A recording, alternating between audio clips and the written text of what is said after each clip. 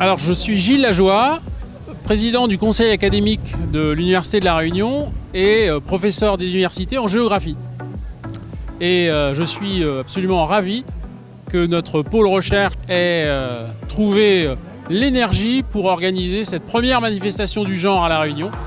Comme vous le voyez, le public est venu nombreux et c'est vraiment la fête des chercheurs, une ouverture du monde de la recherche sur la société civile. Tout ça a été rendu possible par un financement de l'Europe et également du ministère de la Culture.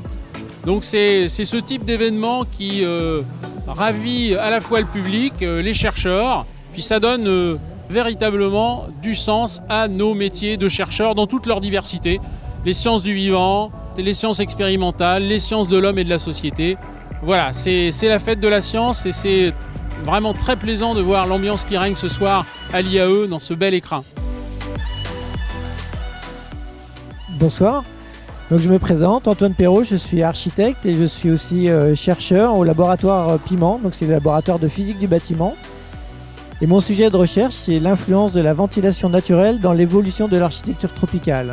L'idée, c'est de mieux comprendre comment fonctionnaient les bâtiments de ce que j'ai appelé la période avant la climatisation, où assez curieusement les gens ne mouraient pas, ils arrivaient à vivre dans des bâtiments sans clim, et essayer de comprendre comment, dans un contexte qui a changé, tout le monde ne peut plus vivre dans une maison isolée avec un jardin tout autour.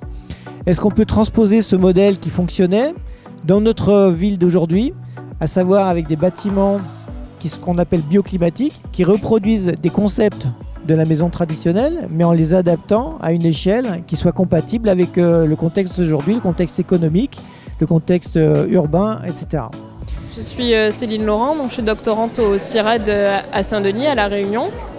Et je travaille en fait sur les interactions entre les plantes et les vers de terre dans des sols agricoles et plus particulièrement sur la disponibilité du cuivre et du zinc, donc les formes qu'on peut retrouver dans ces sols et les concentrations après qu'on peut retrouver dans les organismes. Bonsoir, Myriam Omar Awadi, je suis plasticienne et enseignante à l'École supérieure d'art de La Réunion et avec un collectif d'artistes et d'enseignants des Beaux-Arts de La Réunion, nous présentons ce soir un projet qui s'appelle Orchestre Vide et qui est la traduction littérale du mot japonais karaoké. Et l'idée, c'est de reprendre en fait des conférences, des interviews de philosophes, de scientifiques, d'artistes, d'écrivains que nous mettons en fait en karaoké. Donc nous, ce qu'on essaye de chercher à travers ce projet, c'est de trouver le lien qu'il peut y avoir entre la vocalisation de ces concepts, le style, le timbre d'une voix et la pensée que le philosophe va développer. Est-ce qu'il y a quelque chose qui est inhérent entre les deux ? Donc Patricia Marie Ducret, je suis chercheure, enseignante également à la faculté de droit.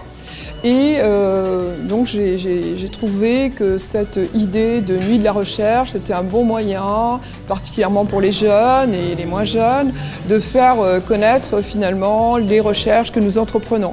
Surtout dans mon domaine, je suis donc historienne du droit.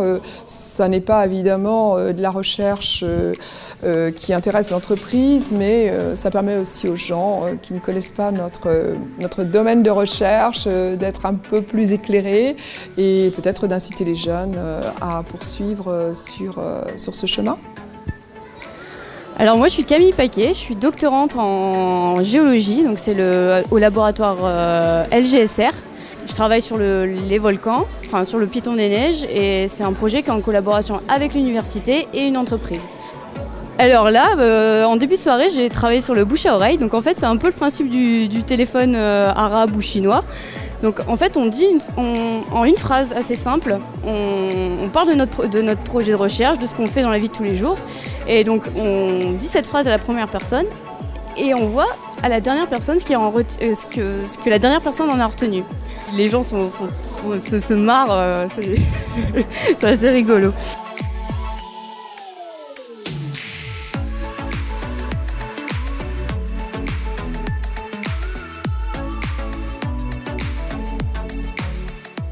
Georges Dalleux, donc je suis professeur de biomécanique et vice-président en charge de la recherche et de la valorisation à l'Université de La Réunion. Alors l'occasion aujourd'hui a été donnée de présenter en fait le métier de chercheur, les chercheurs leur vie quotidienne de chercheurs et surtout de mettre la recherche au sein de la cité, au centre de la cité. Justement, on est sur un lieu historique de l'université, donc le centre-ville de Saint-Denis, proche de la cathédrale. C'était pour nous vraiment d'accueillir un public assez large, leur faire vivre notre quotidien, leur expliquer nos ambitions pour la recherche, leur expliquer également que la recherche est toujours en lien avec la société, que ce que nous faisons peut avoir un impact pour la société. Donc tout ce travail, on l'a fait vraiment avec un très très grand plaisir et je pense que ça s'est vraiment vu ce soir. Ça a été vraiment un exercice un peu particulier pour nous. C'est vraiment la première fois qu'une université ultramarine participe à ce genre d'activité. Donc c'était un très grand plaisir d'accueillir ce public et j'espère que la fête continuera encore chaque année.